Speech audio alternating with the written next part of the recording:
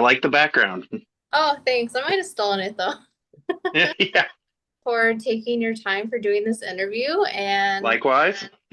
appreciate you being here. So we are joined today with Eric from Ripping Remains. We're going to be talking about the new album, which is coming out, or actually it's already out. So the good thing Yeah, about this October 3rd. is you don't actually have to wait to hear the album. You can click on the link below and jump right in. So that's always exciting when you don't have Exactly. to wait. So the first question that I ask anyone that I interview is, how's everything going? Not just in your music life, but also in your personal life as well. Things are going great. I'm just excited that this thing is finally out that I've worked really hard on for a long time. Recorded it 9 months ago. Okay, so it's like you had a baby in 9 months, so that's awesome. Right? Yeah, this is the baby. So how do you feel now that it's like finally released? It's been a little bit since release, and you're starting to see like some of the feedback come in, and it's just finally over. Like, how are you feeling? It feels good just to finally hear people talking about it and checking it out. Has the feedback been the response that you're looking for or expecting, or was it? Yeah, it's been really positive for sure. Oh, that's awesome. So I have to ask, what was like the initial spark or concept behind this album? Well, for starters, we had a band before called Dripping Decay, and that band broke up last year in June. We had a falling out with our guitar player, and he was the main songwriter of the band and came up with the name and everything. So I was like, I felt like we needed to start something totally new, and I had come up with the name Ripping Remains for our last EP for Dripping Decay. So it just seemed like the natural progression to go on to Ripping Remains for this band. Okay, do you think you take some elements from that band into this one, or is it For sure. We're trying to just like basically capture what everything that we liked about it while kind of building on it a little bit more too, adding more influences in. But so? we kind of had that same death grind vibe, Mhm. So when you took the primary role of songwriting, how did your vision differ, if at all, from past efforts, like with the previous band? Well, for starters, in the last band, I was just writing lyrics, and that was actually the first time I ever did that in a band. Came Mhm. into a band where the music was already written and just wrote lyrics, and it was kind of freeing, kind of refreshing because I liked everything that was written, But I've generally always been the primary songwriter in almost all my bands, where I'm the one writing all the riffs and all the music, so I'm used to it. I'm ready for it, and I've been in a few death metal bands. I know what I want to play, what I want to hear. So you're like a pro. You're like, okay, I got this. This is something I've done before. Yeah. No I mean, problem. I wouldn't say I'm a pro guitar player, I'm like intermediate still after 20 years, but you know, some experience. Yeah, for sure. So what boundaries, if any, did you set yourselves with this EP? What do you mean Like, did by you have boundaries? a set of boundaries? Like, okay, we're gonna make it this many songs, this many tracks, it's gonna sound like this, or we're only gonna. We were just, yeah, I guess we were just, we were set out to make a demo, and yeah, I was gonna do 5 songs. We trimmed it down to 4, and we wanted to capture the same vibe of the last band, and at the very least, like be on par with it. You know what I mean? Just to maintain that same quality level, similar influences and stuff, while just adding a little bit more diversity to it, pretty much. But did you have any boundaries on the band itself, or were you just like, you know what, this is just we're open to doing whatever?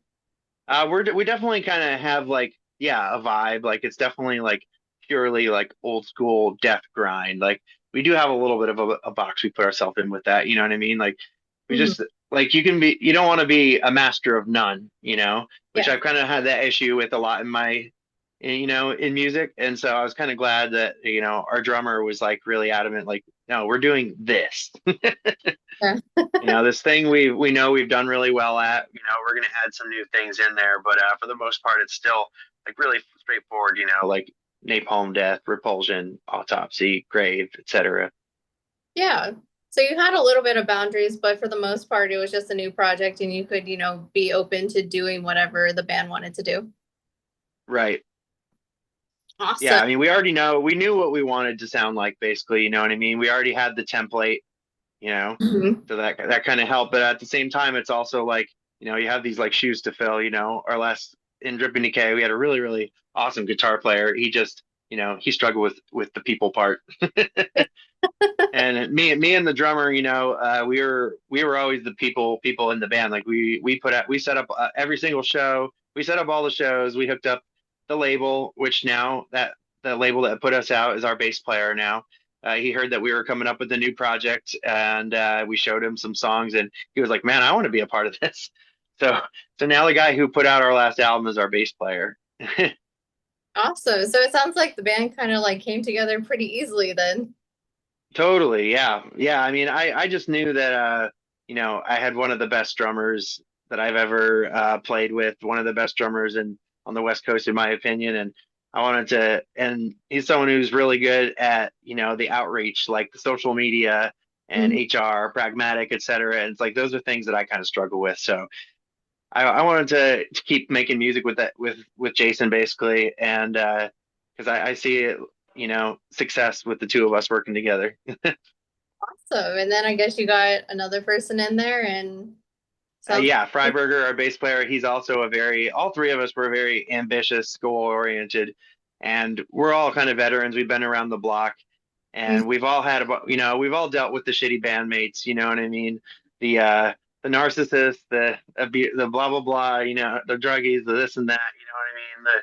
yeah. The assaulters, the abusers, all those. We've dealt with every kind of bad person you can imagine in different bands, and we know that we're three good dudes that have a vision and have good taste. That's a good thing. Sometimes things fall apart so better things can come together. hmm So, For me, I'm just sick of starting over. I'm just like, I just want to have a band of good people, good taste. so when they join the band, did you tell them, "Hey, I'm sick of starting over. You guys are stuck with me forever, so buckle up." Well, I feel like as long as you're having fun with the project, it's not a complete waste of time. I have no regrets on the 3 years of Drip and Decay because we played with a lot of amazing bands, had a lot of fun, made some great music that will still be there. Yeah. So as long as we can build on that and kind of, I feel like if we can get back to where we were in that band in just a year or two, then, it's just a bump in the road. Yeah, for sure. Like a little speed bump. Exactly. So, were there any lyrical ideas or themes that you had to leave out or modify because maybe they were too extreme for the CP? Or are there There wasn't anything that was too extreme, I would say, but there was definitely some things that I wanted to put in there, and like our song "The Horror Writes Itself," it's kind of like about how the worst things in the world are the things that are in the world that are happening right now are worse than anything we can come up with in our movies and our songs and stuff like that. You know what I mean? Like yeah. you don't have to make this stuff up. It's out there. And that one's about like all like basically like war, especially war in Gaza was kind of an inspiration. But Ukraine, Sudan, Yemen, a lot of other places, just being an innocent person kind of stuck in the middle of a lot of bad stuff. So were there elements of that that you wanted to put in a song and it didn't make it on the album, or like maybe an idea Um, for the next there one? wasn't any lyrical stuff that didn't make it in, but musically there was definitely a few songs a couple songs that didn't quite make it in quite yet, but they'll be there on the album later. Okay, so it's just like a two, they're still there. They'll just come later. Yeah, I mean the thing is, our band Drip and Decay, we actually had a whole album put together before right before we broke up. So or rather, the guitarist had written like 11 songs, and I was coming up with a bunch of lyrics. I had like a mountain of lyrics for all these new songs, and so coming into this band, I already had like all of the old song titles and lyrical ideas from the old band that I could work with. You know what I mean? I've got this huge, just kind of endless Word document that's just got song titles and lyrical snippets and ideas and stuff. So Well, that makes it a lot easier, right? yeah, I think I'm trying to focus maybe a little bit more on the real life stuff and less on the horror movies because the last band I would call it more of a fictional or fantasy oriented, whereas this Hmm. is a little more realism. Yeah, for sure. Like you said, there's a lot of stuff going on in the world today. You don't even have to look very far.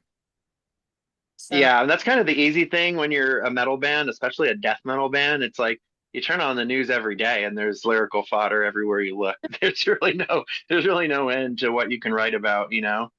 that makes your job a lot easier, right?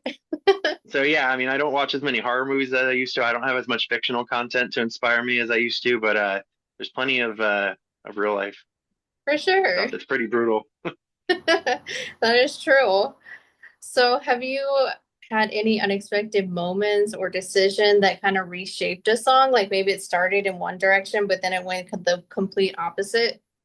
Yeah, definitely. We do kind of a weird thing. We write to a click track, a metronome, Mhm. and the first two songs I was able to write to just one of them, but the next two songs I had to do a bajillion different tempos changes all the time. So I ended up really rewriting the songs quite a bit just because of, weird timing stuff. And, it kind of ended up the second two songs on the EP ended up being kind of Frankenstein's. So, with the metronome, are you like playing along with it, or does it kind of help just? Yeah, basically it's like there's just this click and it's like click, click, click, click, click.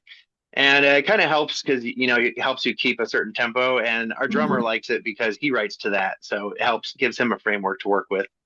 Okay. Is that something that And that's you're kind of our process. I write a song on guitar, I send it to him, he comes up with whatever he wants with it, and then we go back and forth about it. okay? Well, that's I've not heard that before, so that's very unique. I like hearing like different Yeah, styles. it's fun. Yeah, because my other band, we get together in the practice space and we just start jamming and riffing and oh, that sounds good, that sounds good. It starts coming together. It's a completely Yeah. different process. This band, it's all homework. And you did say that this EP is going to come into an album later on. We're gonna make it. We're definitely gonna, immediately from here on out, we'll be hopefully writing for an album. Is this EP going to be a part of that, or is the album going to be something completely? I think some of it for sure, but it's so professionally recorded. It's kind of like, there's almost no point in re-recording some of it. I think we're gonna see what songs like change the most over time, and when we start playing them live, and maybe whatever ones maybe kind of we feel like have an improvement or a difference, and kind of focus on those. I always like to leave at least one or two songs on like a demo or an EP that kind of just so you have to get that release to get it, something that's special just to that release. Yeah, I think that's great because then people want the EP and then they're like, okay, the album I've already heard half of it, but it's like something new. So Yeah. pretty cool. So is there a particular song on the EP that kind of represents the heart of the band? For sure. I mean, I think the first, the title track, Necrodestiny, I feel like it's got all the elements. It's got, kind of like the chunky riffs, the blast, like the death metal, the grind, and that was kind of why that one became the title track too. Like Hmm. the overall theme of just Necrodestiny being that just we're all pretty much all these things that we write about in these death metal songs, zombies and rotting flesh and all that stuff. That's basically our destiny. That's what we're going to become, is all the stuff that we write about. Yeah, there's something to look forward to, everyone. Exactly. Something to look for. Like, if you think all this stuff is really cool, well, that's you, buddy. You're gonna look really cool someday in a coffin. Yeah. Would you say that's your favorite song, or is there a different song on the album that you Um, vibe I with? think the last one, Maternal Rot, was my favorite. That one, I put about as much time into that as all of them combined, and it was harder to write than all of them with all the different tempo changes and how long it is, how many riffs. But I think it came out just really powerful. Hmm. And I think that's the one that when people hear it at the end, they're cooking along, enjoying it. I think when they hear that, they'll be like, "Oh, damn."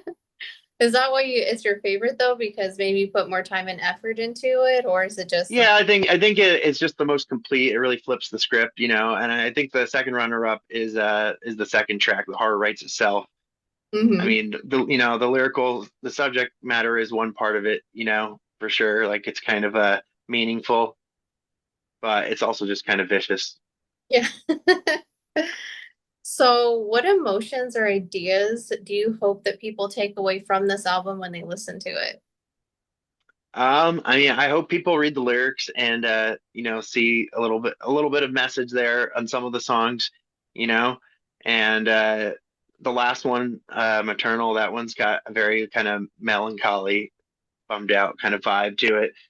It's all about someone's your loved one's body kind of being disrespected. Like it was yet another real life story. Some guy lowered his this father and son lowered the wife and mother into the casket into the ground, and they found out that she never made it into the casket, and she was just rotting the whole time in the morgue.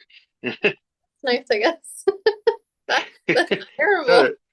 so it's like, it's like a song that's kind of like a mix of, a song about kind of grief and anger, Yeah. disrespect.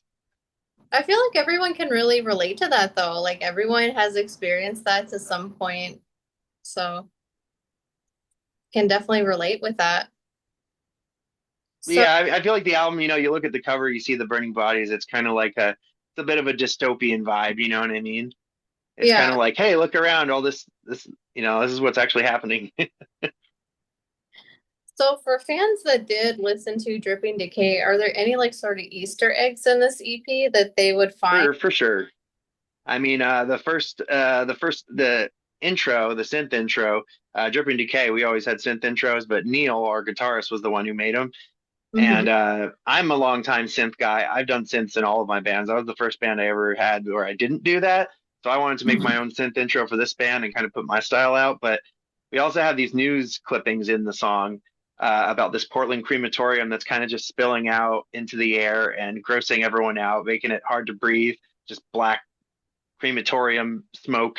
And it's kind of a throwback to in the Dripping Decay demo. We also had, they were talking about the same crematorium, but different news stories about it. And so this was kind of like a follow up to the other one. They says that now infamous Portland crematorium, and it's like it's infamous because if you're a Dripping Decay fan, we had a song about the crematorium and an intro about it and everything. Right. So, hey, that's cool. Thanks for sharing that. I'm sure a lot of Yeah, no problem. I mean, it's distinct. I loved the sample when Neil picked it because it was distinctly Portland, So I wanted to make sure that that was in there too, the word Portland, to say like, hey, we're from Portland, and some gross stuff happens here, and we're connecting that to the band. well, I guess everyone from Portland, you can leave your comments below and share some Portland stories. But that sounds exciting. At least there's stuff happening. We're keeping Portland weird. So, is there a plan for a tour?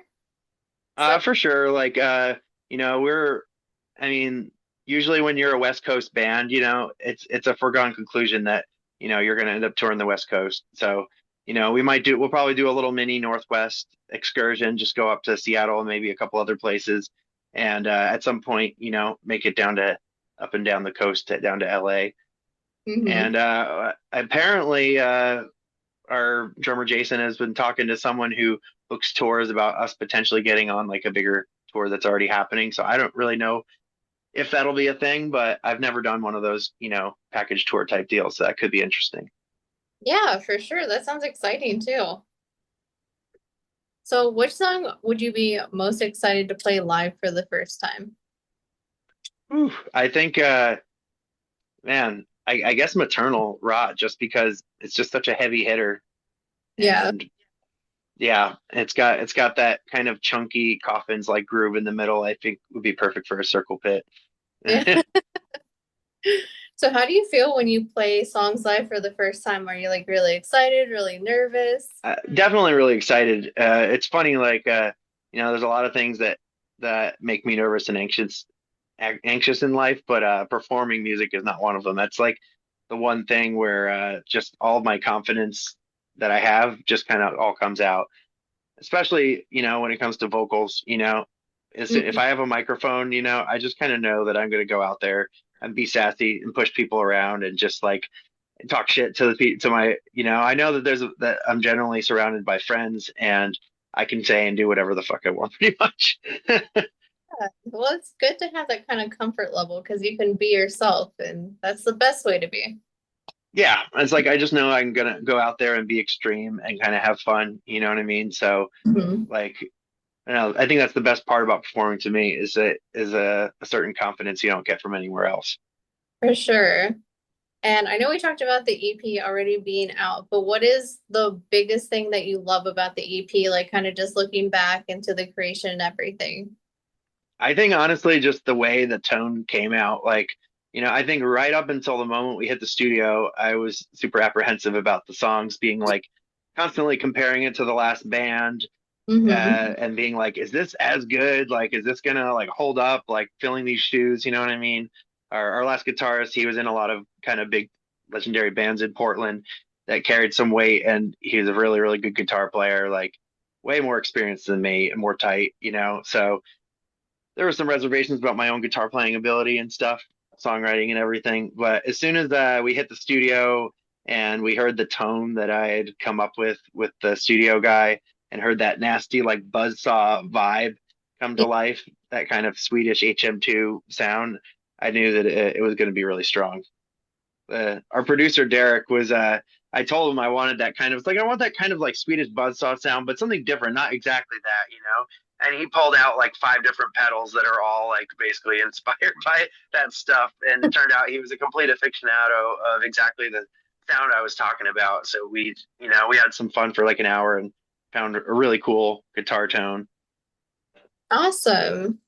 So I have to ask, just kind of a fun question. Do you think this EP would fit into a horror movie?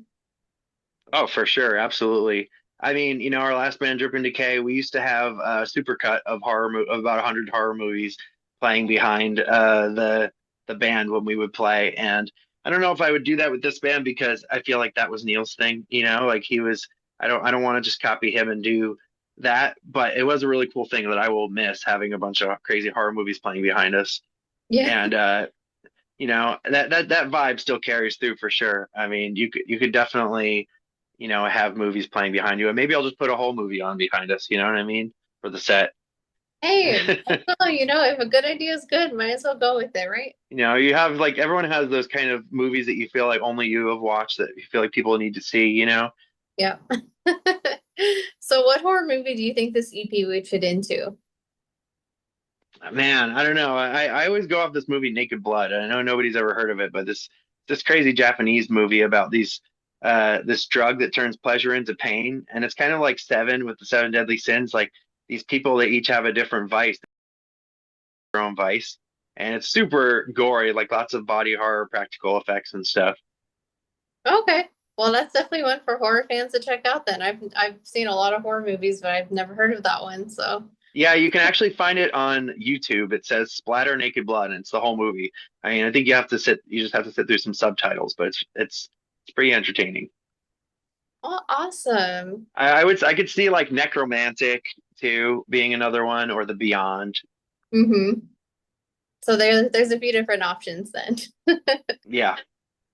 Well, awesome. I do have just one last question here for you. For anyone who has followed the previous band or checked out Ripping Remains, is there anything you'd like to say to them or anyone who's kind of just interested in listening for the first time?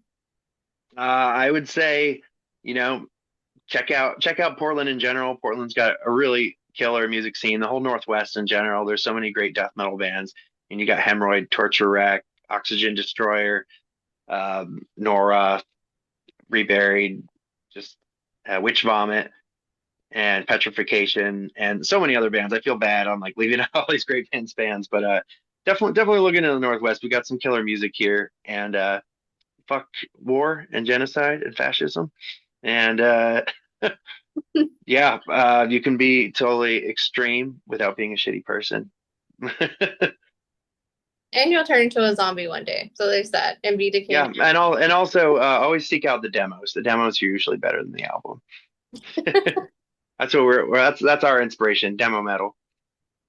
Well, awesome. Well, thank you for taking your time. For anyone who's watched this interview, I've listened to the EP. I think everyone's going to really enjoy it. To make it easy for all the listeners, I'm putting all the links below. Thank And you so much. and the album is out now and it's called Necrodestiny, the EP, and you don't have to wait for it. So, yay All for right. Greetings from war ravaged Portland. Well, again, my name is Alex, and thank you for taking your time for doing this interview. Thank you. All right, take care.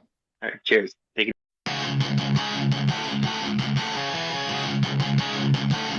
Queen of your heart, looking over the kingdom, just someone to find. And she opened a suitcase and